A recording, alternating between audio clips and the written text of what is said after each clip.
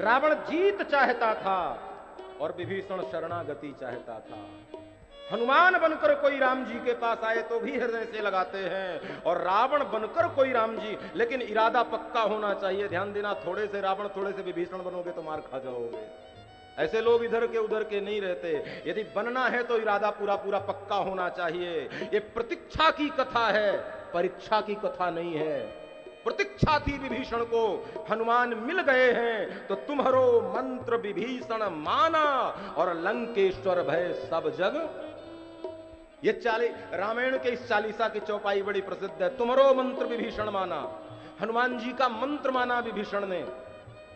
तो बोले भैया हनुमान जी ने कब विभीषण को गुरु मंत्र दिया था कि विभीषण ने मंत्र मान लिया? अच्छा, बोले तुम्हारो में हनुमान जी का कहीं नाम नहीं है।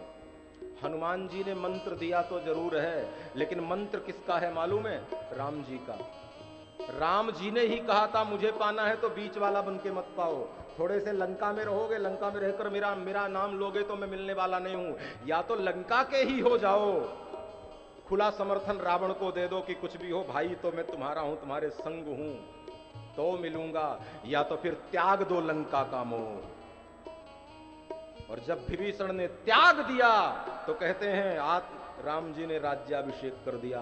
और जब लंका को त्याग करके रावण की दुत्कार खा करके विभीषण आया और कहते हैं राम जी की शरण में गिरा है विभीषण, उस समय भगवान श्री राम ने समुद्र के जल से विभीषण को अभिषिक्त कर दिया।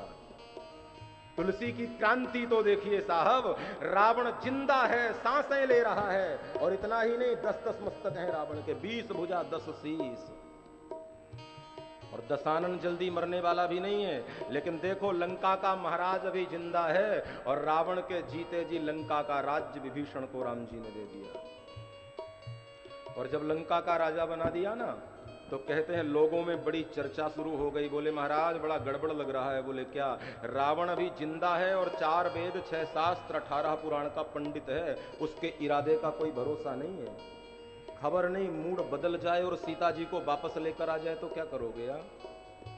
यदि मान लो सीता जी को वापस लेकर के रावण आ गया और त्राहिमाम करके आपके चरणों में गिर गया तो क्या करोगे? तब भी रावण को मारोगे आप? भगवान ने कहा तब नहीं मारूंगा। तो रावण को यदि नहीं मारोगे तो फिर विभीषण को जो लंका का राज्य दिया है फिर वचन झूठा हो जाएगा।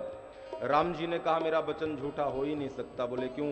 विभीषण को मैंने राजा बनाया है, यदि मान लो रावण आ भी गया मेरी शरण में तो फिर एक काम करूंगा। बोले क्या करोगा? रावण को मैं अयोध्या का राज्य दे दूंगा।